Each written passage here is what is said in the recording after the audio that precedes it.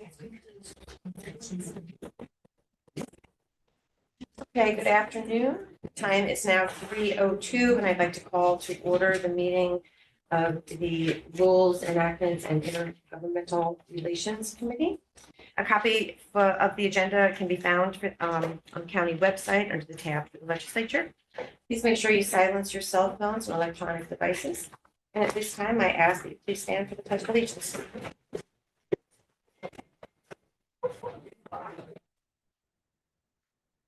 I pledge allegiance to the flag of the United States of America and to the republic for which it stands, one nation, under God, indivisible, with liberty and justice for all. Maria, would you be kind enough to do roll call? Absolutely. Amo, Fagion. Here. Feller. Paduk. Here. Ramos. Here. Rodella. Stiganga. Here. Sutherland. Here. 5 present, 3 absent. Okay, thank you. So first up with our budget meetings today, we have Dr. Paul Johnson, Chairman of the Board of Ethics. If you'd like to come on up. The budget review can be found on pages 205 to 207. And can I have a motion, please? Motion. Okay. Leaders Fagion and Stiganga. Okay. Well, I appreciate the opportunity here for you, Madam Chairman and others. In the anticipation of possibly being admonished, I wanted to remind you of the work we do. We anticipate reviewing 425 documents as far as disclosure forms. We anticipate looking at approximately 18 to 20 renders of opinion. Those are usually questions with co-employment where people want to know is there a problem.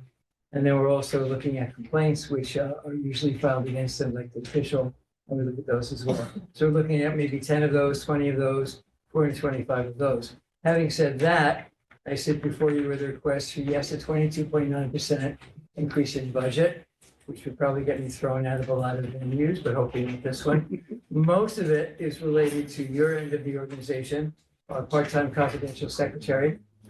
We see we're going from 33,000 to 46, including fringe and benefits and salary. And that's the predominance of where the increase comes. Our legal fees are set at 15,000. That's pretty standard. We stay within that. And the office sundries take up the rest. I'm prepared to answer any questions if you might have. Does anybody have any questions for Dr. Johnson regarding the Board of Ethics budget review? Yes. Legislator. Just on your year-to-date spending, you spent all your money already. What happens to the rest of the year? Well, we may have to come back. We face this every year. Well, that's the 6 month, yes. We can't anticipate how many opinions we're going to have. We have tried to create, I've been the chairman for a while now. We've tried to create a portfolio of response letters so we don't have to have the attorney drafted each time. But if we did not have enough to fund the rest of the year to do the work of the county, I would come back to you with my hat in hand and ask for more money. So you've had enough already, maybe up to now? So far. Wait, can I just, can I? So basically it's the revenues that equal the adopted budget, but at the expense total, it's 54,962, and we spent 20,992. So if we look at the bottom, it's For year to date, okay. Right. Thank you. Okay, does anybody else have any other questions? No? Okay, seeing none, I'd like to call into question. All in favor of accepting the budget? Aye. Anyone opposed? So, okay, thank you. Thank you very much, and I appreciate the opportunity to appear early. It's not earned, but it's well. Thanks, ma'am. Appreciate it. Have a good night. Okay, next up, we have Alan Sorensen, our Commissioner of Planning, and Stacy Butler, Deputy Commissioner of Planning. Welcome. Okay, so 2A, we have a request to accept and appropriate Federal Transit Administration grant, the matching New York State grant and the local match that were approved to be applied for with legislative resolution number 144 of 2025. This grant is apportioned to Orange County via Federal 5307 funding program. a new planning project in the amount of $13,857,155 to be created. Legislative request number 253. So moved. Legislators Ramos and Stiganga.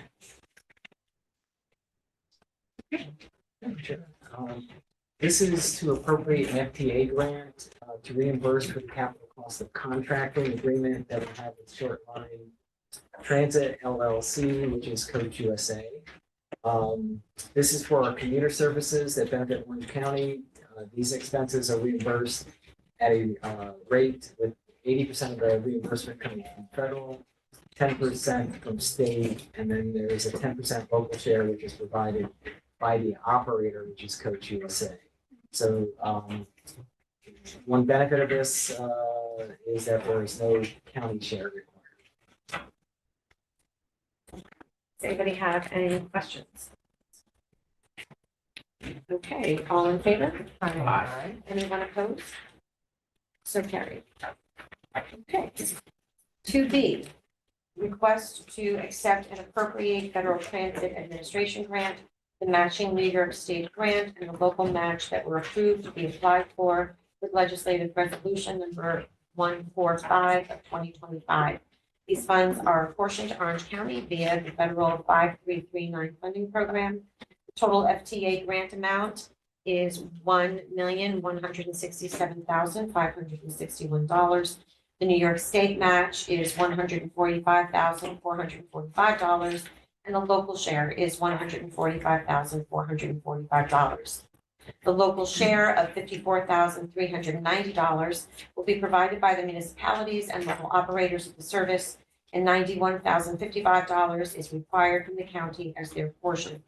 Upon approval, a new capital project will be created for the purchase of 10 cutaway buses. Legislative request number 254. So moved. Second. Legislators Ramos and Stiganga. Okay. All 10 of these buses will be purchased to replace vehicles that have reached the end of their useful life, which is 5 years. 7 of them will be leased to MTM Transit to operate the county's ADA paratransit system, which Orange County actually provides the local share for that system. The other 3 buses will be leased to the town of Warwick to operate the town of Warwick Dial Ride service, and the town provides the local share for that service, for those buses. Does anybody have any questions? All in favor? Aye. Anyone opposed? So carried. Thank you. And we have 2C. Request to accept and appropriate funds as a subcontractor to Orange County Health Department for the Healthy Orange Schools and Communities Program, the period of 6/1/25 through 5/31/26. The grant funds will be used to fund 15% of one senior planner to fill the position of Community Health Coordinator. The coordinator will work with municipal officials in selected communities to develop appropriate policies for their jurisdictions and work with those officials, community organizations, and members of the public to enact those policies. The grant funds will also support the use of professional planning and design services to prepare conceptual site plans and recommendations that enhance safe, accessible walking and biking connections between key community destinations. In addition, funds will be used to purchase community program materials such as safety equipment, signage, and other resources that encourage active transportation and support the implementation of complete streets policies in the amount of $60,000. Legislative request number 292. I'll make that motion. Legislators Second. Fagione and Paduk. Okay. So this is an ongoing program that's been around for quite a number of years. The senior planner in our department that focuses on environmental planning and specialty studies that helps to offset her salary. So some of the studies that we've recently completed would be the Middletown Connector Study. That's for bike pedestrian path in the city of Middletown, running effectively from East Main Street into the heart of downtown. We also recently completed the Walk Hill connector study, and that's for bike pedestrian path going from East Main Street over to the Galleria. Currently, using that funding to undertake a similar study in the village of Otisville. We call it the Otisville connector, so that would link from the train station up to where the, you're gonna get the long path, connects up on the Schwandunk Bridge.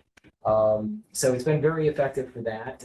In years past, the funding has been used in the city of Newburgh to do a little bike training facility at one of the local schools and to purchase bikes for that purpose. So it's been a very good program. The planning department coordinates this CHISC program with the health department, and I think there's a lot of positive benefits that have come through the program. Okay, any questions? Good questions, okay. All in favor? Anyone opposed? So carried. Okay, great. On to the budget review. This can be found on pages 153 to 157. May I have a motion to review the budget? I'll make that motion. Legislators Fagion and Ramos.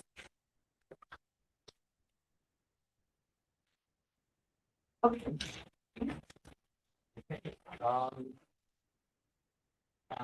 Put forth our budget, and I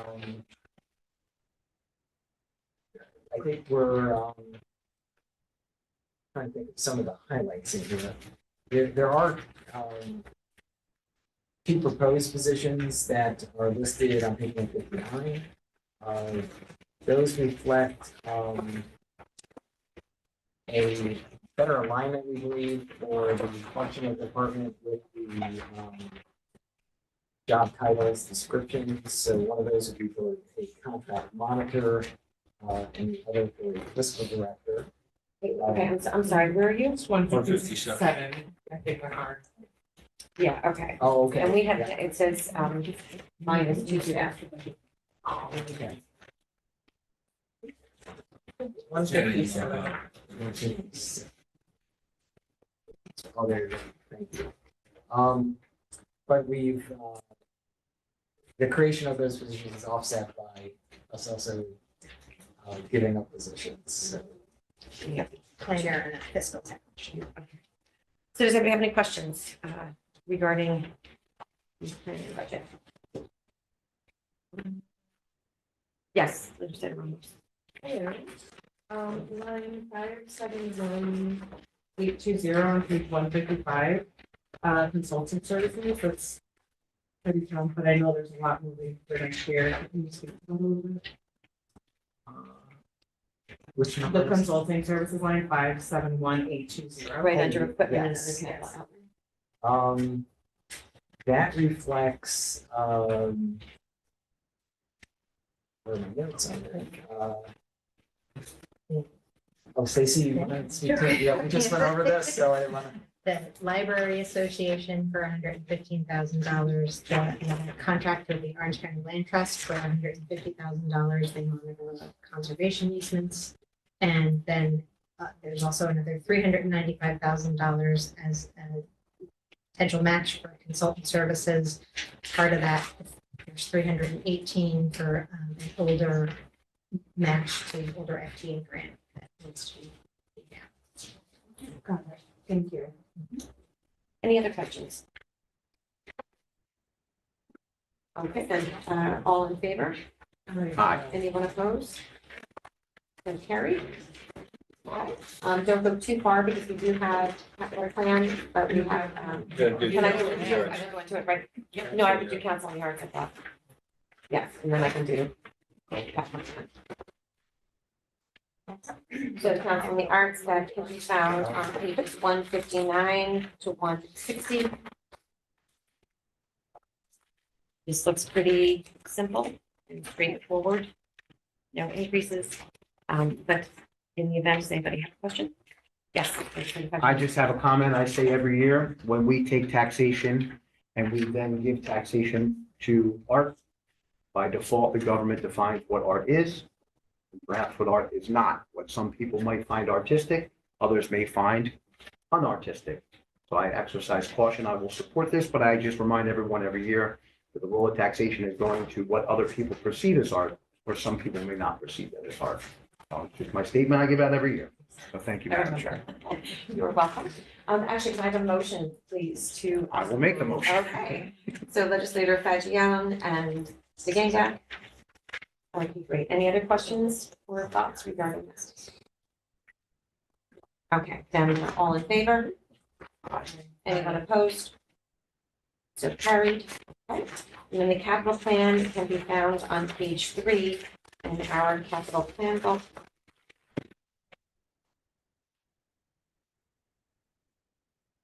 Okay, just talk a little bit about that. Open spaces, and I mean, it's pretty self-sufficient, explanatory, but we have open spaces and additional buses. Yeah, for the open space, that's funding that we've requested for the open space fund. To continue that program. First year, we had $1 million allocated, used all of that. The second year, 2025, there's $4 million allocated. I don't believe we're going to be using all of that. And I think one of the things we've identified in the application process, which I will be coming back to the legislature with a legislative request in November, there's a little bit of a catch-22 for some of the applicants, because we have a provision in the open space fund application that you have to first secure your match before you can apply. But it becomes a catch-22 because with the Farmland Protection Implementation Grant, the state's kind of looking for the applicant to also have a match committed. So we want to provide an opportunity for someone to apply for both concurrently, but then our funding would be contingent on them successfully securing either the state match or the federal match. We had 2 good applications in the September round, both of which will be funded. And I do think there is, growing interest in the program. And I believe I just learned yesterday that there's another municipality in the county that now has access, has been approved for the Community Preservation Fund. And so I think interest in the program will only continue to grow. Actually, may I have a motion and a second? I make that motion. Legislators Fagion and Ramos. Okay, if they have any questions, yes, Legislator Fagion. Thank you, Chair. Since you're coming next month, I would hope that perhaps we can also review a little bit, see where those who have applied in the past, how they're coming along. Okay. And maybe we can use that as a tool to encourage those that are in the process now and those that might be interested in the future. To say, hey, listen, this actually does work and here are our successes. We can definitely do that. Yes. Thank you, Commissioner. Thank you, Chair. Any other questions? Okay, all in favor? Aye. Anyone opposed? So carried. Okay, thank you so much for putting this Thank you. together. Next up, we have the County Executive's Office. Carrie.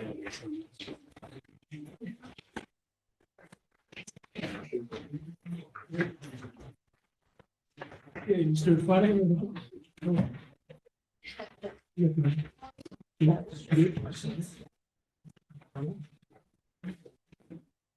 Okay, so first up, we have a request confirmation of reappointments to the Orange County Board of Ethics for a term expiring 12/31/2028.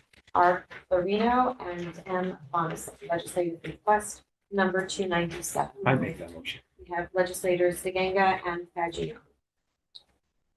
Okay, Melissa Bonasek, former member of the county legislature. We're lucky to get her to serve on this important board. And the other gentleman, Mr. Corino, is well known in the community. He's a multiple Purple Heart Award recipient from the Vietnam era. And he also is willing to serve again. So we put forward those nominees here. Excellent choices. Anybody have any questions? Yes, legislator Fagion. Thank you, Chair. Just for the record, these people don't get paid money. No. These are private citizens who have come and stepped up for our county and our community. That's absolutely correct, yes. And they are one of several different boards in which people have, in essence, volunteered their time to serve their county and their community. Numerous boards, and I don't think we pay any of them. College Board of Trustees, Planning Board, Fish and Wildlife, all kinds of things. So Parks, truly hats off, aviation. hats off for all of these people stepping up. I appreciate that. Thank you, Harry. Thank you, Chair. Any other questions? No? Okay, all in favor? Aye. Anyone opposed? So carried. Okay, and we have 2B, the 2026 budget review. This can be found on pages 161 to 165. May I have a motion to review the budget, please? I make that. Legislators Fagion and Stigega. Okay, any Okay. highlights? Go I'll ahead. do both of them, the central services and the county exec, and I have in here to help with any questions I can answer. But these are pretty much cookie cutters from the last year. We just done it this year the same way. One difference that we did make is we moved one of the assistant to the county executive positions from county exec's budget to central services. That's probably the most significant change from last year. Okay. Any questions? Legislator Fagion? Thank you, Chair. It warrants the question. Any reason why you moved from one side to the other or one? With regard to the budget Chapter or the office, other? Yeah, no. I believe when HR put something in there, they put it in the central services piece, so that's where we had to put it over that. We had two already, we moved the third one over. Fair enough. Yeah. Thank you. Thank Any you, other Chair. questions? Yes, Legislator Thank Fagion? you, Madam Chair. Contractual expenses, Harry. This year, you're up to your 9,000 right now, and in this year's budget was 46,000, and you proposed 127,252. Can you tell me what additional contractual? Which line item are you on? I'm looking at the, County exec, so central services. the county exec. It's I'm on the. liability. Yeah. Liability. Any other factors? What did you say? It's liability. Insurance, the insurance is done out. Any other questions? Okay, all in favor? Anyone opposed? So moved. Thank you all And very much. next, we have central services, which can be found on page 167 to 171. May I have a motion and a second? I'll make please? that. Legislators Fagion and Paduk. Same story. Okay, Legislator Ramos? Line 555,740, that we into the new position for senior secretary of administration. Let's just ask Barbara about that. Yeah. Hi, Barbara, budget examiner for the county. We had Sherry get an upgrade in her position, so that's where the switch came from. We're gonna need to leave it in the office. Sure, yeah. Thank you. But that's what it done. Any other questions? Okay, all in favor? Aye. Anyone opposed?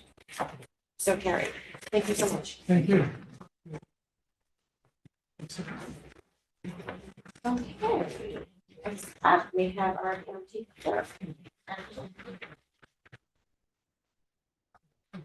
We have the deputy county clerk. And we have Mr. English, our deputy county clerk, Department of Motor Vehicle. So this is to discuss the 2026 budget review, which can be found on pages 173 to 179. May I please have a I make motion that and a motion. second? Legislators Fagion and Stigega. Okay, good afternoon. Transactions are, in the DMV side, transactions are up in 2025 over the 2024 projection by around 24,000 more transactions. So we've been very busy at the DMV. If you've come in, you've seen the lines in the morning, lines during the day. So we're trying to think of all kinds of ways to alleviate that. Orange County still has 170,000 drivers that don't have a real ID. So that's a big nut to crack for DMV offices. And that doesn't include the other counties that come here. The other residents from New York City, Rockland, all over. So we are asking well, we're not asking, we have made a plan, a budget to unfund 4 positions on the record side so that we could get 4 additional DMV clerks, which would help us tremendously. We have, you've all seen Ross at the front in Goshen. We would like to have a similar setup in the other DMVs. Because unfortunately, 30% of the people that come in are not prepared to complete their transaction, missing paperwork, or there's something that they don't have. So that saves hours of waiting for people. They don't have to be turned away. They have all their stuff. They can get all the information they need. We would like to have a call-in helpline where you could get real-time answers to your questions. Other counties and state offices, you have to make an appointment to ask a question. We don't want to be like that. We want to have all the information out there for people. So more staff means that we can be more accessible. We can complete more transactions, which is more revenue for the county and a better experience for customers. So that's, will give us more time to concentrate on special events that we do with veterans, seniors, special needs, all those kinds of things that we've been doing. So on the record side, all departments remain busy. Our court papers department is seeing the largest increase in their workload. Mortgage tax, good news, mortgage cost is increasing. We're up $3 million over last year. 1 million goes to the MTA, 2 million left over we disperse to the towns and municipalities. So that's good for them. Judgments are up 32%. Pistol permit applications are up 20%. I think that's basically the good points. We renovated the Newburgh DMV, and it's been tremendous. People love it. It's been such a morale boost for the staff and the public. It's been great. So we also have our mobile DMV, which everybody loves. So Everybody, I don't think there's anybody out there who doesn't love. I could probably find you one person, but it's a plus. Everybody loves it. So I also want to thank the legislature for approving our capital project last year. We acquired a planetary scanner, and we've been using that to preserve fragile documents and maps of other historical groups. We're hoping that could be a new revenue stream for us. They bring their documents in and we can scan them for them for a cost, for a fee, and then their documents are preserved. So, and I also want to thank the county executive's office, the DPW, for their assistance with the Newburgh remodel. They were great. I think that's all I have. Questions? Legislator Pacheco. Thank you, Chair. So in the span of the last 3 years, let's see, you got the mobile DMV. You brought the DMV back to Port Jervis. You rebuilt the DMV in Newburgh. We renovated. Renovated. We rebuilt. Well, into a spot that people love going to. So I just want to compliment you. We renovated Middletown. And renovated That one Middletown. stayed under the radar. We didn't really. Well, obviously you've set yourself up where the volume now that you're seeing and you're addressing the personnel issue, that we can handle that volume. But I just want to compliment you. I will say, from someone who lives in the western part of Orange County, we do miss the mobile DMV because it doesn't come to Port Jervis anymore, which means it's freed up to go so many other places in the county. But hats off to you, your staff, and your people. The DMV is changing what was once an arduous task into a more friendly environment. So compliments to everybody. Thank you so much. Any other thoughts or questions? Yes, Legislator. Thank you, Madam Chair. Deb, maybe you can tell me, the contractual expenses include liability in her office as well? Contraction. Yeah. But, oh, absolutely. Okay, well, So, then, I'll just- let me ask my question. We just talked about it for the county executive. He had 174.21% increase. They have an 8.5. What's going on there? So it varies by department, but I will tell you, with all of the liabilities, in 2025, it's 6.9 million. In 26, it's 9.6 million. That's a 40% increase. So it's just divided up between. all- It is, and it depends on whatever the people are, if there's, claims or whatever that is, yeah, so. Thank you. Any other questions? Okay, all in favor? Anyone opposed? So moved. Thank you so much. Thank you. Thank you, everyone. Okay, next up, we have Louise Vandermark, an important Commissioner of Elections.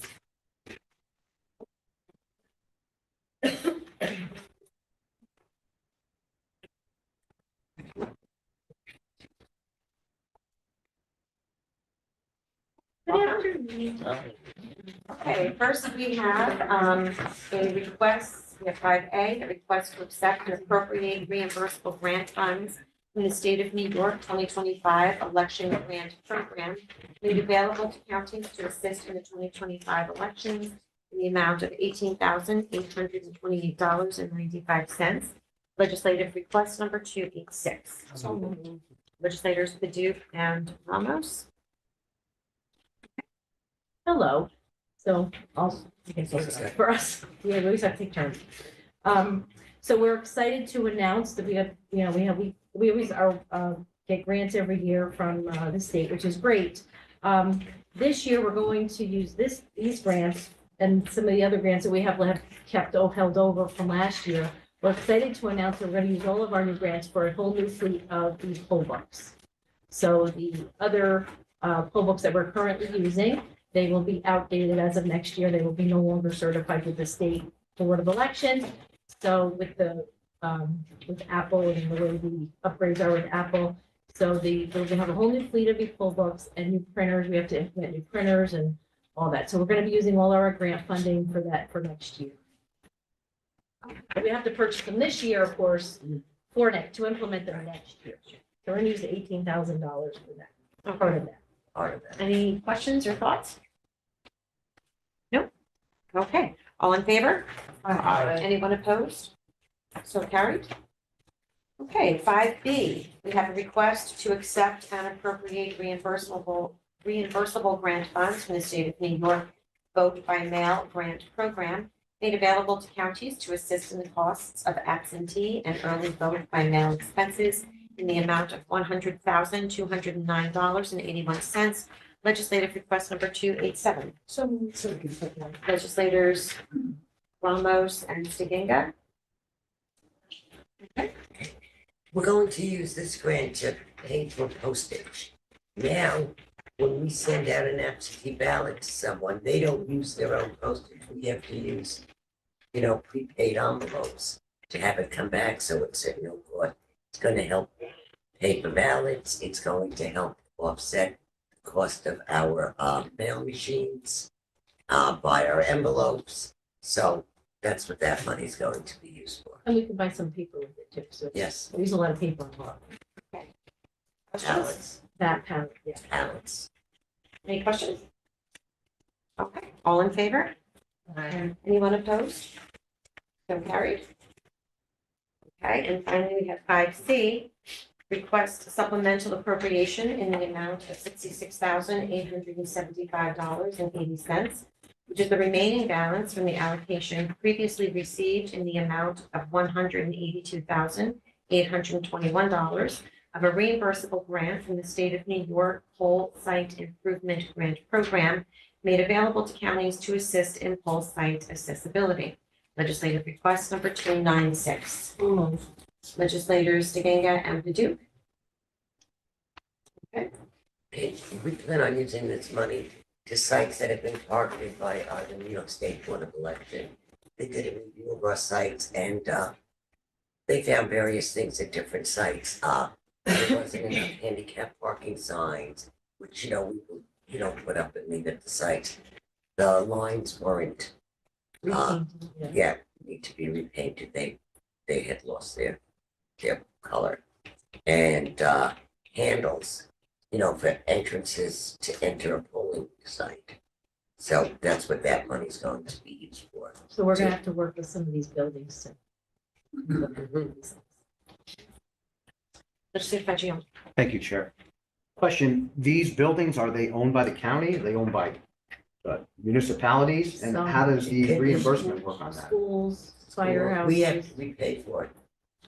That's what the grant's gonna help us with. Yes. So the money will come through the county and the county will disperse it to a school district or a municipality? Okay, I'd like to see a follow-up. We'll have to work, Can yes, we we'll get a have to report work from with that in them. the future? Yes. Okay. We haven't had to do that yet, so Would be it's interesting a to new see. adventure. Yeah. So, thank you, Yeah, Chair. nothing else. Any other questions? All in favor? Anyone opposed? So moved. Okay. And now 5D, we have the budget review. It's going to be found on pages 181 to 185 May I please have a motion? I'll make that motion. Legislators Fagion and Stiganga. Okay, highlights. Well, we have a lot of changes that have been happening at the Board of Election. It's not the same old Board of Election from 2 years ago. There have been, more laws, there have been, more interest from the public than we've seen before. Absentee rates are going up, inquiries on the phone have gone up. And foils, God bless the foils. So, And we also want to add next year, is a governor's election, so with the state and the federal election year, so it's always an increase. Voter participation are always, increasing in that. Also, there's the great possibility of the even year voting being, starting next year. So with that, we've never had to deal with that before. It's a whole new way. We have to, structure our ballots. And we don't know if we're gonna have to go to 2-page ballots. So that's why we planned a little bit extra in our budget just to anticipate those changes like, for we're that. gonna need training to Training, yeah. make sure our people know how to use that, because only one place in the state has used the 2-page ballots. Yeah. So we're gonna have to get, people up here to train us how to do that, because we have no idea. Yeah. Have faith, will be good. Okay, Also, Courtney and myself have, been made members of, Pledge. Pledge, which is a national group of big county election commissioners, election commissioners throughout the United States. So we've been asked to join that, and we went to our first convention, so that's why the money's increased. Also, for that, next year for travel. So that was gonna be my question, line 576770, special travel county employees, that's what that is. Yeah, we also bring some more of our staff to, the state conferences that we've been to do. Anybody else have any questions? Legislator And Patu. just on these grants that you just accepted, do you know about them before you did the budget? Or are these somehow included in your budget, or is the austerity contractual stuff going to take away what you don't need? I'm not quite sure how that works. No, we knew about these grants before we did the budget. So this is an addition. So all We this need extra money, 325 e-poll books. Yeah. Which are not in here. But we knew this was coming, okay, so we saved money. So this year already, they have it figured out how many we're gonna buy now. And we have to get new printers to go with the new books, so we plan out, like, we didn't just take it and use it on frivolous things. We knew these were gonna be large expenses. So it was planned, so it's not. but in your What budget, we have left over from other grants that you don't see here that have already been approved. Those funds have been put away for that, and they're already started the purchasing process. let me just ask this, Deb, maybe you can help me out here, and that austerity contractual monies that they can't spend, 110,000, can they take that? How can that coordinate with the grants? You can't? Does it have to be- That's just a that's what I'm- reduction, that's just a reduction in Right, that they can't spend, right. But I mean, so they get to pick on whatever they think they can spend this. So it doesn't include any, they can't use the grants that, it's not a, okay. Thank you. Any other questions? Okay, all in favor? Aye. Anyone opposed? So carried. Okay, thank you so much. Thank you very much. And can we add one, just because it's coming to election time? Early voting starts on Saturday. We have 9 days of early voting. We have our schedules available on our website. Saturday is also the last day to register to vote for anyone that's interested. And if we're open, our office is open to do absentees and early mail ballots. If anybody can't get to the polls, our office is going to be open during early voting hours. So if anybody would like to vote up into election day, come on down and see us. Good luck.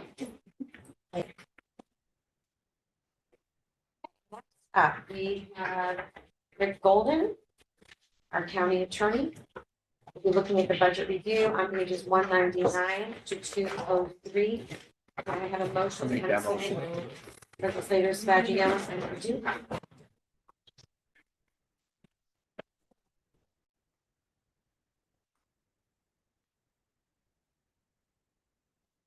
Good afternoon. So, our budget this year is a little over $9.5 million. It's an increase of just shy of 917,000. The 10.65% increase over last year. That is made up of $4,000, the increase I'm talking about now, for equipment. This legislature approved 2 new positions. We have no space in our office to put those offices, so I am converting a conference room into 2 attorney offices, and that is the cost of the furniture and other items related to that.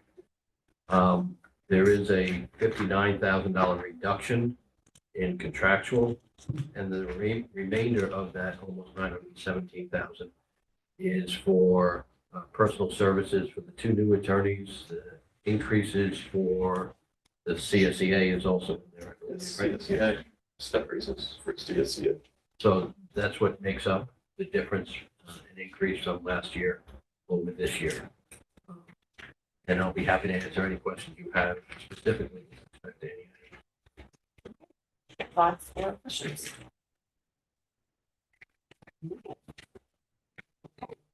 All in favor?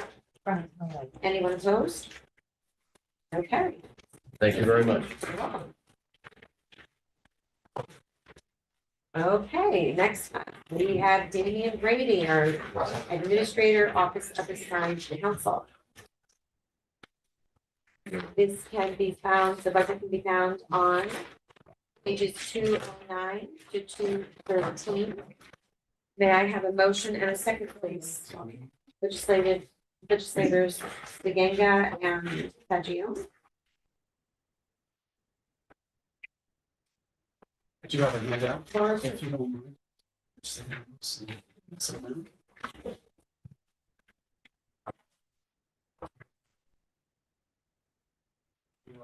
Lest I violate Mr. Fagione's request to keep this brief, I do have a brief presentation. So I'd like to thank Chairwoman Sutherland, as well as all the committee members for being here today to request our funds.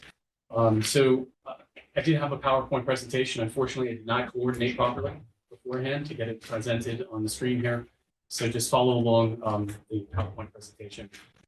It goes along with like the handout. So our mission and role of the Office of Assigned Counsel is we serve as a backup to our counterparts of the Legal Aid Society when there's a legal conflict.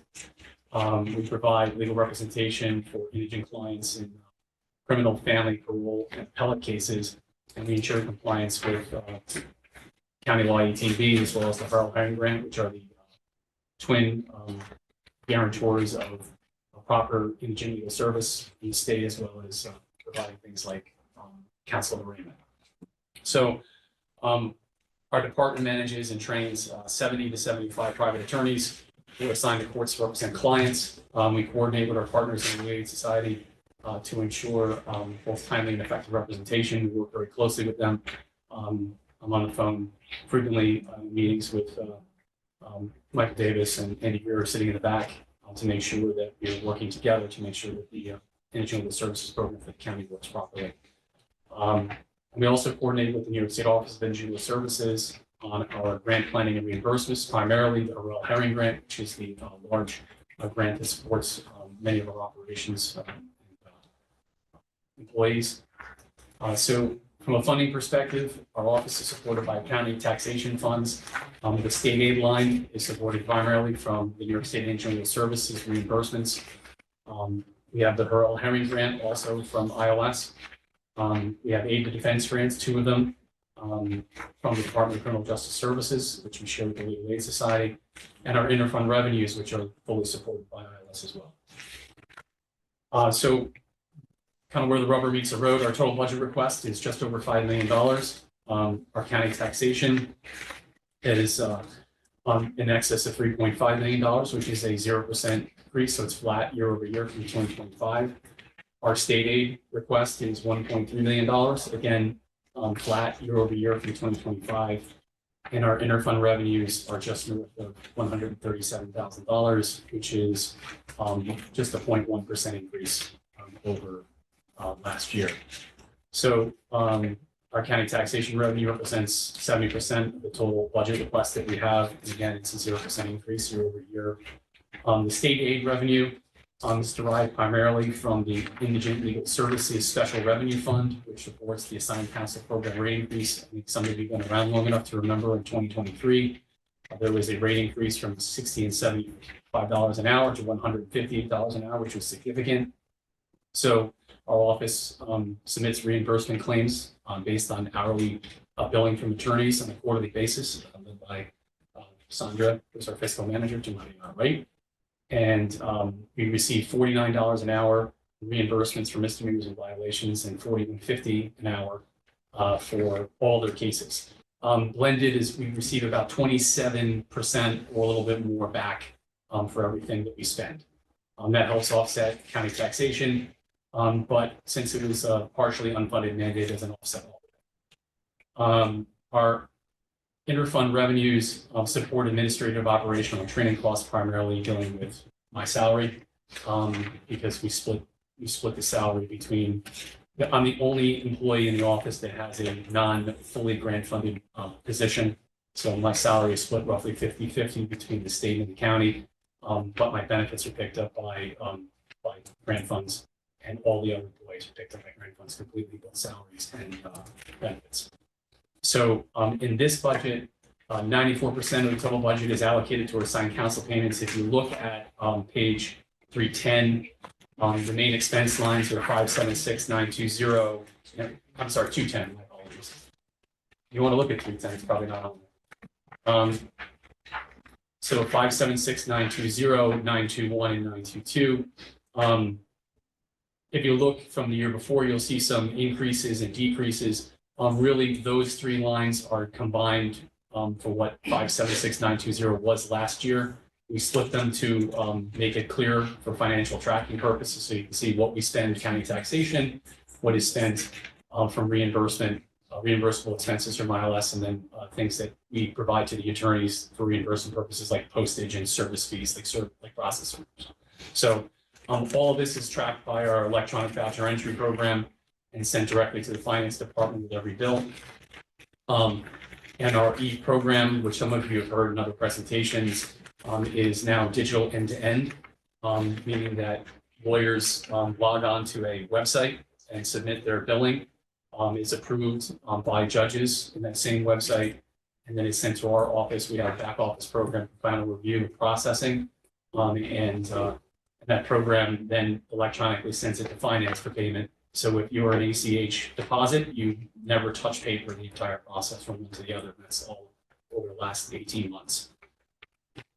So over the last 2 years, 23 and 24, we have seen a revenue growth of about 218%, largely due to the reimbursements, and an expenditure growth of 83%, and entirely due to the $158 an hour rate increase. We're saying 23 and 24 because that's really our universe now, because prior to 23, the rates were different, and so we don't really look at those years for trending purposes. 25, I would say that we're on track to spend more than we did in 24 and get more revenue back, but still stay within the confines of our budget, and that's why we're flat this year.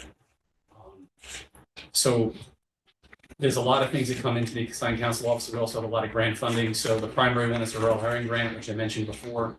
That's $22.9 million. It is lasting until March of 2027. We share that with the Legal Aid Society, about 50-50. So each of us receiving, $3.9 million a year for spending over, for a 3-year period. We have 2 aid to defense grants I mentioned previously. Those are a total of $1.8 million. Legal Aid Society has 2/3 of that. We have 1/3 of it. And that's used for discovery reform expenses and for general improvement of intermediate services. And lastly, there are 3 distribution grants totaling just about $900,000, which Legal Aid Society receives that we help manage, which is for staffing in criminal cases. Operationally, we've processed about 2,700 cases, and over 27,000 hours have been billed so far this year, about 10 hours per case. We projected about 2,700 cases and 29,000 hours at 11 hours per case. So we've reduced our case projection to 10 hours per case in 26. You see the budget book. So 2,970 closed cases and 29,700 hours. And we've seen the average hours go down primarily since the introduction of the electronic voucher entry program, which I think is a combination of a little bit of preventing double billing and also just some, making sure the math is correct and making sure people are tracking the time properly. We have a current staff of 6 in the office, all grant funded except, of course, for a portion of my salary. We're expanding to 7. We're adding a new lawyer a week from tomorrow, I'm sorry. And we're allowed to expand to 2 more lawyers, which we plan on doing in 2026. Those lawyers are also fully grant funded. So last items, just some highlights from our office this year.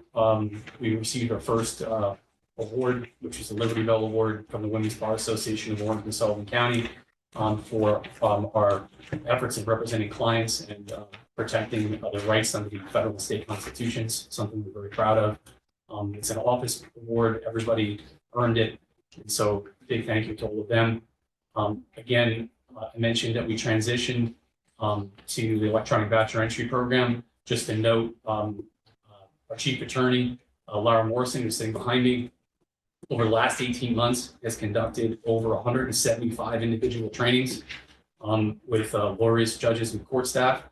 Some lawyers multiple times, maybe more than we like to admit, to get it right, to remain nameless. And most recently, we hosted a ILS data convention at Thomas Cole Park. We had over 40 attendees, New York City, Long Island, Hudson Valley is the first one in the state.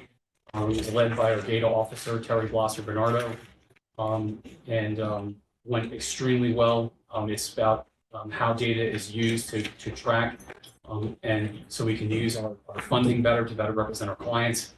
And so it went so well that ILS asked Terry and our office to be presenters at the other 3 events in the next month, Syracuse and Buffalo and Albany, which we're happy to do. And lastly, one of the biggest feathers in the cap was that ILS data team announced that that our EAT program, which we helped develop, is by far the most preeminent data collection program for assigned counsel programs in the state. And it's something, that's the reason why we want us to give presentations so we can see how we lead. There's some key takeaways in the budget. I won't bore you with them because I know Tom his eyes are glazing over. But I'd like to thank you for your time, and if you have any questions, please let me know. Well, thank you for the presentation. Does anybody have questions or thoughts? Yes, Majority Leader. You call the state aid of 1.3 million a budget request. Is that because it's basically reimbursement for your expenses as they go along throughout the year? Correct. Okay. Correct. Yes. So that wouldn't normally call state aid a budget request. Yeah, I know. It's just, I think it's the way that we manage it for the purposes of tracking. Mm-hmm. We know, and we know that it's correspondingly coming in. So for essentially every dollar we spend, we're getting back, 27 cents. But we have to spend $1 first in order to get the 27 cents back. Very good. Thank you. Thank you, Madam Chair. Anybody else? Okay, all in favor? Aye. Anyone opposed? So moved. Thank you so much for this presentation. Thank you. Thank you. Okay, next up, we have Michael Davis, Chief Attorney, Legal Aid Society. We have Andrew Ware, Managing Attorney, Legal Aid Society. The budget review can be found on page 215 of 216. May I please have a motion, legislators Ramos and Stiganga? Good afternoon, everybody. Thank you for having us. I'm Andrew Greer, Michael Davis to my right. We don't have a PowerPoint presentation and we don't have handouts. I will echo Mr. Brady's sentiments that we do work well together. We do communicate nearly daily, I think to the benefit of all the clients we serve and to our staff. We are asking for an increase. It is, I believe, 1.4% from taxation. I will tell you that our caseload has increased in just 1 year by 1,000 cases. I will tell you that the state allocates for the lowest level of case that we tend to handle, which would be a violation of harassment. They allocate 6.3 man-hours as a minimum for those types of cases. As you can imagine, we handle rapes, robberies, violent felonies, and family court matters, all which take a lot more time than a simple harassment or discon. So 1,000 cases is a serious increase to our workload. Over a 5-year period, we have had a 43% increase in family court matters and a 33% increase in criminal matters, resulting overall in a 36%, increase in our total caseload. We received, as Mr. Brady informed you, funding from other areas. Most of that is geared towards criminal. A portion of our staff is family court. Those are not supported in the same way, although we are actively seeking support from the state. We just submitted a grant application to help us increase our staff there and support our staff for our needs. The increase that we're asking is representative in the large increase in our insurance that we've been advised of anywhere from a 12 to a 21% increase. And that is the representative 1.4% increase we are asking today. If you have any questions, we're happy to answer them. Anybody have any questions or comments, concerns?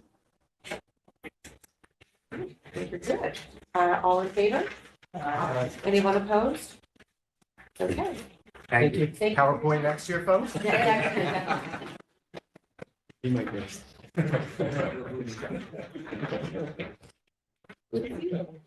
Okay, and last but certainly not least, we have Kevin Hines, the chairman of the legislature. We have Jean Rampin, the clerk of the legislature, and Kelly Bradley, deputy clerk of the legislature. Okay. 8A. We have a resolution of the Orange County Legislature supporting Operation Greenlight for active military service members in transition to civilian life. May I have a motion? Yeah, I was just going to say, would everybody like to sponsor that? Yes. All right, I appreciate you all sponsoring this. It's basically our way of showing our veterans that we respect them, we admire them, and we have the utmost gratitude for them.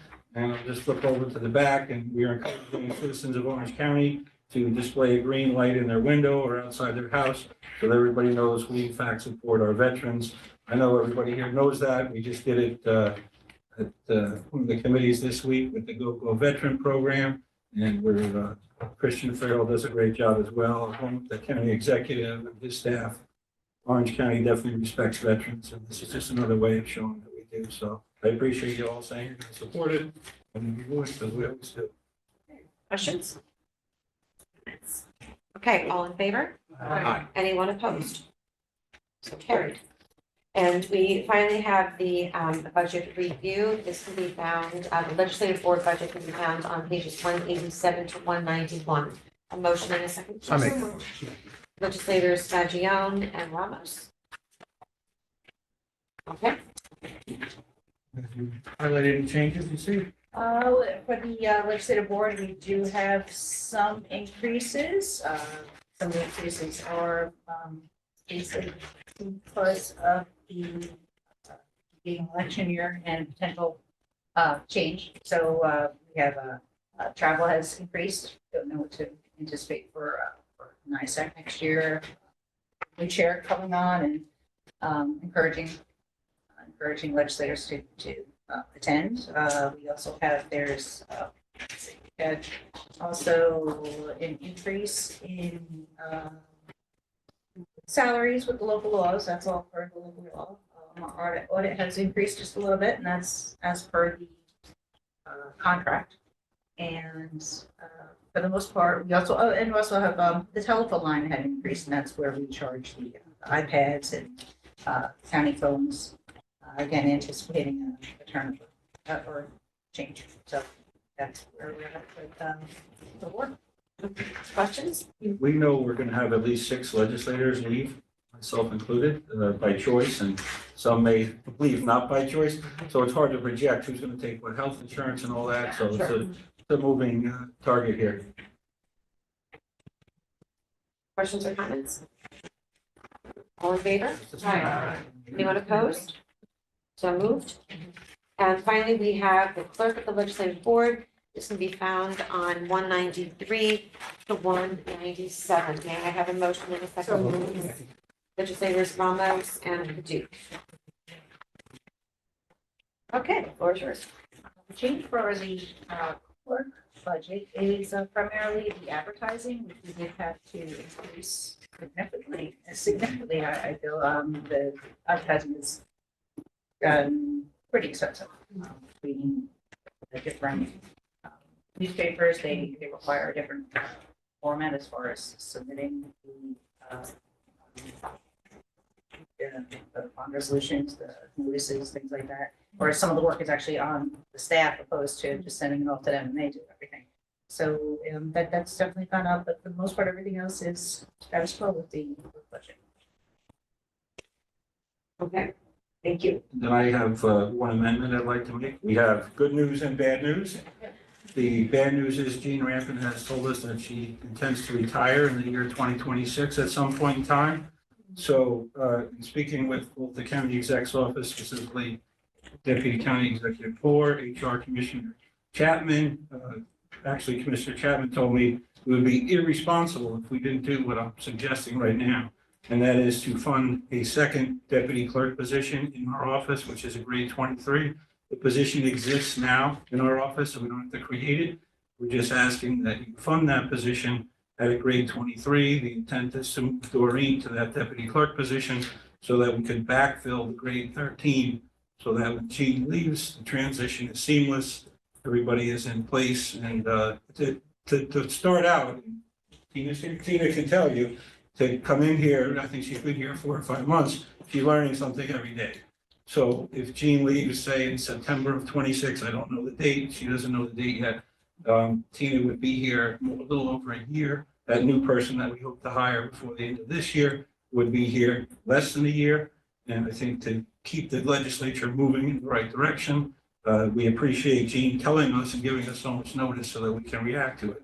So that being said, I got the numbers from Deb, and the money amount would be $172,069 to fund that position with benefits and all of that. So that's my request. The money would come from surplus and it would go to the deputy clerk line. Do you have that, Deb? That would be 568,660. So I would ask you to amend that budget accordingly. I'd be proud to make that motion. Second. Okay, so we have an amendment up. First by legislator Fagione, the second by legislator Paduk. This is in the amount of $172,069. And this is going to line 568600. 68600. Okay, I think it's certainly a wise thing to do. Like you said, especially with so many new people coming in, and the demands could be a lot more.